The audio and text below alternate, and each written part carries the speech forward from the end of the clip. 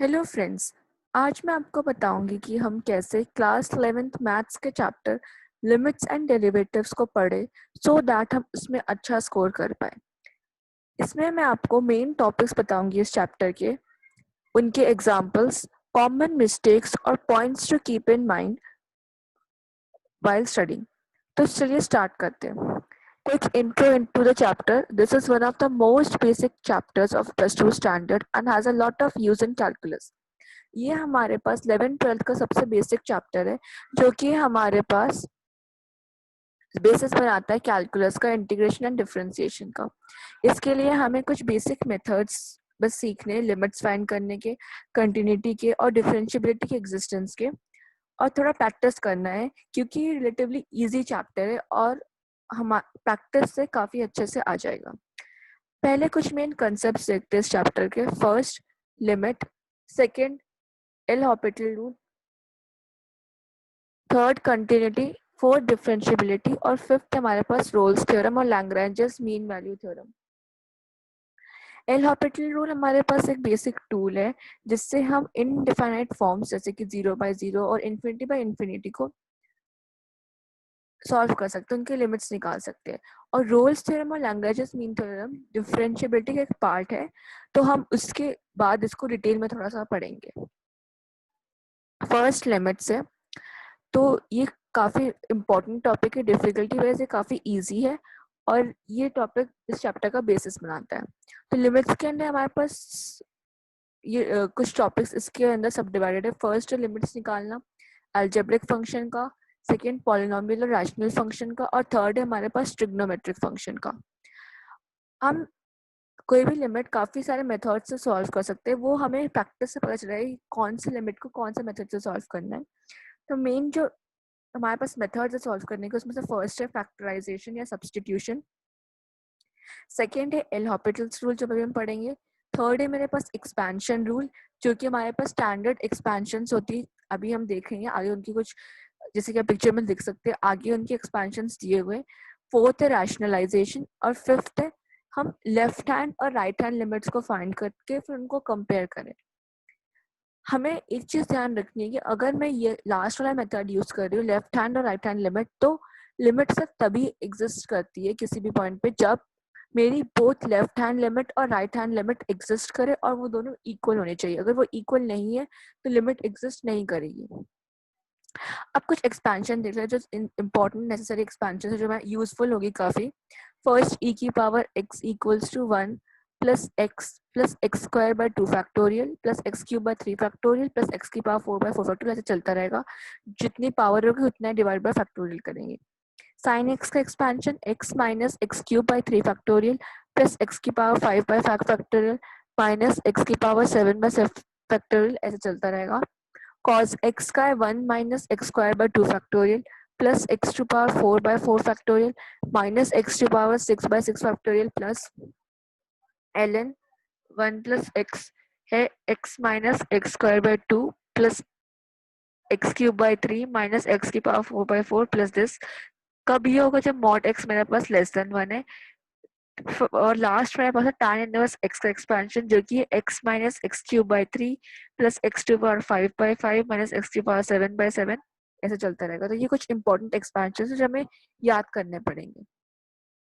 Second है मेरे पास जो टूल है वो एल हॉपिटल्स रूल है। इसका इम्पोर्टेंस भी काफ़ी ज़्यादा होता है यूज़, और डिफ़िकल्टी काफ़ी ईजी है इसको यूज़ करना। बस हमें ये ध्यान रखना है कि कब यूज़ करना है, जब हमारे पास इनडिटरमिनेट फॉर्म्स जैसे कि 0/0 फॉर्म या इन्फिनिटी फॉर्म हो। और इसमें हम क्या करते हैं, जब तक कि मेरा ये इनडिटरमिनेट फॉर्म खत्म नहीं हो जाता तब तक मैं सेपरेटली न्यूमरेटर और डिनोमिनेटर को डिफरेंशिएट करती हूँ, फिर लिमिट लगाती हूँ, लिमिट की वैल्यू निकालती हूँ। फिर अगर फिर इनडिटरमिनेट हुआ तो फिर मैं डिफरेंशिएट करती हूँ। जब तक ये इनडिटरमिनेट फॉर्म खत्म नहीं हो जाएगा तब तक मैं सक्सेसिवली डिफरेंशिएट करूंगी न्यूमरेटर और डिनोमिनेटर को सेपरेटली। ध्यान रखना है क्या हमें कि हम डिफरेंशिएशन रूल फॉर डिवीजन जो नॉर्मल है वो नहीं लगाएंगे। न्यूमरेटर को अलग से डिफरेंशिएट करेंगे, डिनोमिनेटर को अलग से डिफरेंशिएट करेंगे। एक एग्जांपल लेते हैं। Limit extending to 0 log of sin x divided by 1 by x। अब मुझे पता है जब x 0 को टेंड करेगा तब sin x मेरा 0 को टेंड करेगा और log 0 मेरा इन्फिनिटी की तरफ होता है। वैसे 1 बाय x जब 0 को जाएगा तब 1 बाय x इन्फिनिटी को जाएगा। तो ये इन्फिनिटी बाय इन्फिनिटी वाली फॉर्म है, तो इसमें मैं एल हॉपिटल रूल लगा सकती हूँ। तो मैं क्या करूँगी, बोथ न्यूमरेटर डिनोमिनेटर को डिफरेंशिएट करूँगी। तो मेरे ऊपर क्या आएगा, log sin x का डिफरेंशिएशन 1 बाय sin x, फिर sin x को फिर डिफरेंशिएट करेंगे चेन रूल से, तो मेरा cos x आएगा। तो ऊपर मेरे पास आ जाएगा cos x by sin x जो कि cot x होगा, और नीचे मेरे पास आएगा माइनस का 1 by x square, 1 by x का डिफरेंशिएशन। तो ये मेरा हो जाएगा limit extending to 0 minus x square divide by tan x। ये मेरे पास 0 बाय 0 फॉर्म है, तो मैं दोबारा डिफरेंशिएट करूंगी तो मेरे पास आएगा minus 2x divide by sex square x. अब जब ये एक्सटेंडिंग टू 0 आएगा तो ये इंडिटरमिनेट फॉर्म नहीं होगा, क्यों? क्योंकि सेक्स स्क्वायर एक्स मेरा एक्सटेंडिंग टू 0 पे 1 होता है, तो मेरा ये 0 बाय 1 जो कि 0 की इक्वल है। तो इस तरह से मैं इस लिमिट को सॉल्व करूंगी। नेक्स्ट मेरा टॉपिक है कंटिन्यूटी। अब कंटिन्यूटी की डेफिनेशन, ये कोई function f x is said to be continuous at x equals to a if limit h tending to a f of a plus h equals to f of a minus h equals to f of a। मतलब मैं a के बहुत आसपास देखूंगी, a के just left में जो function की वैल्यू है, और एक जो a के जस्ट राइट में जो फंक्शन की वैल्यू है वो इक्वल होने चाहिए। और किसकी इक्वल होनी चाहिए? जो a पर फंक्शन की वैल्यू है, ये तीनों वैल्यूज इक्वल होनी चाहिए, तभी मेरा फंक्शन कंटिन्यूअस बोला जाएगा।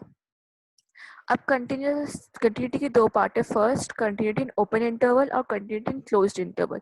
दोनों को हम अलग अलग चेक करते हैं। जब कंटिन्यूटी इन ओपन इंटरवल बोल रहे A to B, continuity in open interval अगर मैं बोल रही हूँ तो क्या होना चाहिए, मेरे पास जो फंक्शन होना चाहिए ए से बी के अंदर जितने भी पॉइंट्स है सब में कंटिन्यूस होना चाहिए, तो वो पूरा ओपन इंटरवल में कंटिन्यूस है। क्लोज्ड इंटरवल में मेरे पास क्या होना चाहिए कि कंडीशंस 3 होती है। फर्स्ट कि वो ओपन इंटरवल ए से बी में कंटिन्यूस होना चाहिए। सेकंड कि लिमिट जो है ए पर एग्जिस्ट करनी चाहिए लेफ्ट से, सॉरी, लिमिट एग्जिस्ट करनी चाहिए ए पर राइट से, और लिमिट एग्जिस्ट करनी चाहिए बी पर। अगर मेरा बी एंडिंग पॉइंट है तो वो लेफ्ट से, मतलब जैसे मैं नीचे देख सकती हूँ पिक्चर में, थर्ड पॉइंट है कि limit extending to a positive direction से फंक्शन की लिमिट एग्जिस्ट करनी चाहिए, और किसकी होनी चाहिए? एफ, जो फंक्शन की वैल्यू ए पर है उसको मैं जब राइट साइड से, जब मैं पॉजिटिव साइड से अप्रोच करूंगी तो मेरे पास जो वैल्यू होगी वो होनी चाहिए फंक्शन की वैल्यू ए पर। वैसे ही लिमिट एग्जिस्ट करनी चाहिए बी में, जब मैं नेगेटिव साइड से अप्रोच कर रही हूँ तो एफ ऑफ बी उसके इक्वल होना चाहिए। एक एग्जांपल हम लेते हैं। फर्स्ट हमें चेक करना है कि एफ एक्स जो है function 1 by 1 plus 2 raise to power 1 by x 0 पर कंटिन्यूस है या नहीं, और हमें दिया हुआ है कि फंक्शन की वैल्यू 0 पर 0 है। तो मुझे क्या निकालूंगी, मैं लिमिट निकालूंगी, क्योंकि 0 पे मैं दोनों साइड लेफ्ट हैंड लिमिट और राइट हैंड लिमिट दोनों निकालूंगी। लेफ्ट हैंड लिमिट जब h टेंडिंग टू 0 होगा तो मैं 0 प्लस एच से करूंगी, x को 0 प्लस एच से मैं रिप्लेस करूंगी, तो 1 by 1 plus 2 raise to power 1 by h, 0 plus h tending to 0 पे 2 रेज टू पावर इन्फिनिटी हो जाएगा। 1 बाय इन्फिनिटी की वैल्यू क्या होगी? 0।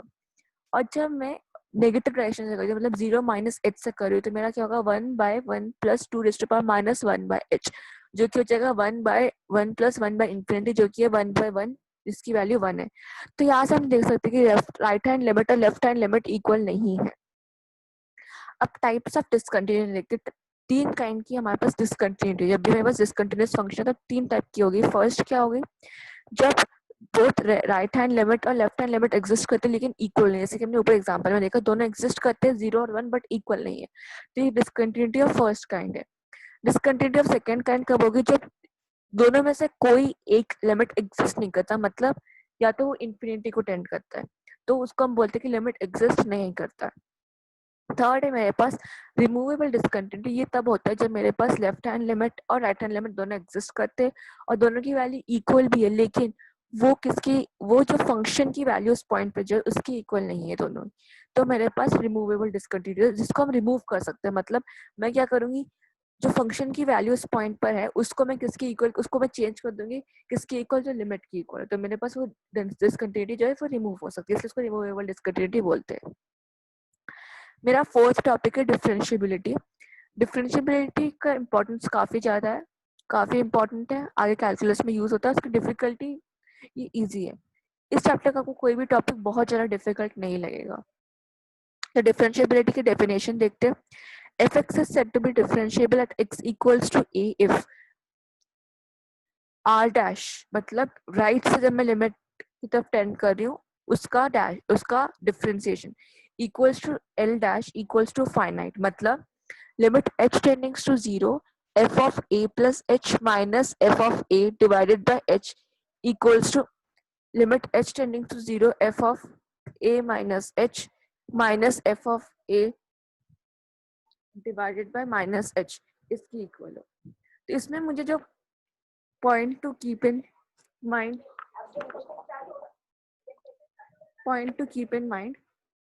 है, for a function to be differentiable at a point it must be continuous also. मतलब सबसे important point है, अगर मैं किसी फंक्शन की किसी पॉइंट पे डिफरेंशिएबिलिटी चेक कर रही हूँ तो सबसे पहले उसे उस पॉइंट पे कंटिन्यूअस होना जरूरी है, नहीं तो अगर कंटिन्यूअस नहीं है तो हम डिफरेंशिएबिलिटी का चेक नहीं करेंगे। लेकिन वाइस वर्सा ट्रू नहीं है, मतलब अगर कोई फंक्शन कंटिन्यूअस है तो उसका डिफरेंशिएबल होना जरूरी नहीं है, लेकिन कोई फंक्शन डिफरेंशिएबल है तो उसका कंटिन्यूअस होना जरूरी है। अब हमें क्लोज इंटरवल में, ये तो हमारे पास हो गया कि क्लोज इंटरवल में कैसे निकालना है। क्लोज इंटरवल में निकालने के लिए कि in close interval differentiability exist if, पूरे क्लोज इंटरवल में डिफरेंशिएबिलिटी कब एग्जिस्ट करेगी, जब function is differentiable at every point in A to B, open interval A to B में पूरा डिफरेंशिएबल है, और right hand derivative at A and left hand derivative at B exists finitely. मतलब A point पर right hand derivative और left point पर B point पर left hand derivative दोनों को एग्जिस्ट करना जरूरी है। मतलब लेफ्ट हैंड डेरिवेटिव जो मेरे पास लेफ्ट हैंड साइड में लिखा हुआ, right hand derivative right side पर लिखा हुआ है। फिफ्थ और लास्ट टॉपिक है मेरे पास रोल्स थ्योरम और लैग्रेंजेस मीन वैल्यू थ्योरम। इसमें थोड़ा ध्यान रखना, दोनों ही थ्योरम काफी रिलेटेड है। रोल्स थ्योरम मेरे पास एक लैग्रेंजेस मीन वैल्यू थ्योरम का एक पर्टिकुलर केस है। तो पहले मैं रोल्स थ्योरम देखती हूँ। Definition of Rolle's theorem के a function f defined on a to b is such that it is closed interval a to b is such that it is first continuous and closed interval a to b, differentiable and open interval a to b, and f of a equals to f of b। मतलब मेरे पास एक ऐसा function है close interval a से b में जिस जैसा कि वो पूरे फंक्शन क्लोज इंटरवल a से b में कंटिन्यूअस है और ओपन इंटरवल a से b में डिफरेंशिएबल है, और ए जो एंड पॉइंट्स है ए और बी उसमें फंक्शन की वैल्यू सेम है। तो मेरा एक ऐसा पॉइंट ए से बी में एक ऐसा पॉइंट सी एग्जिस्ट करेगा such that F dash C equals to 0। ये थोड़ा इंट्यूटिव सा है कि अगर मेरा ए और बी में फंक्शन की वैल्यू सेम है और वो फंक्शन कंटिन्यूअस है, तो मतलब वो अगर ए से बी में एक स्ट्रेट लाइन खींचूं तब तो उसका एफ डैश 0 हो गई।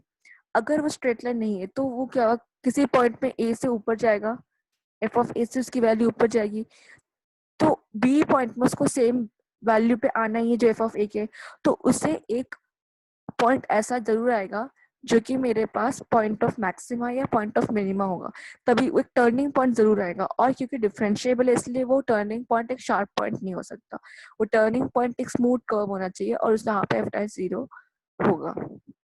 तो points to keep in mind, किया converse of Rolle's theorem true नहीं है और फंक्शन डेरिवेटिव में vanish without satisfying above conditions. मतलब रोल्स थ्योरम से मुझे एक पॉइंट, एक अश्योरेंस का पॉइंट मिलता है जहाँ पे एफ डैश सी 0 होगा, एक पॉइंट वो एग्जिस्टेंस का एग्जिस्ट करता है, ये वो इंश्योर करता है। लेकिन इसके अलावा भी और पॉइंट्स एग्जिस्ट करते हैं, वो कितने एग्जिस्ट करते हैं और कौन से करते हैं ये रोल्स थ्योरम नहीं बता पाता। तो ये बात हमें ध्यान रखना है कि वो सारे एफ डैश जहाँ पे 0 वो नहीं बताता, वो बस ये बताता है कि एक ऐसा पॉइंट कम से कम एग्जिस्ट करेगा जहाँ पे एफ डैश 0 है।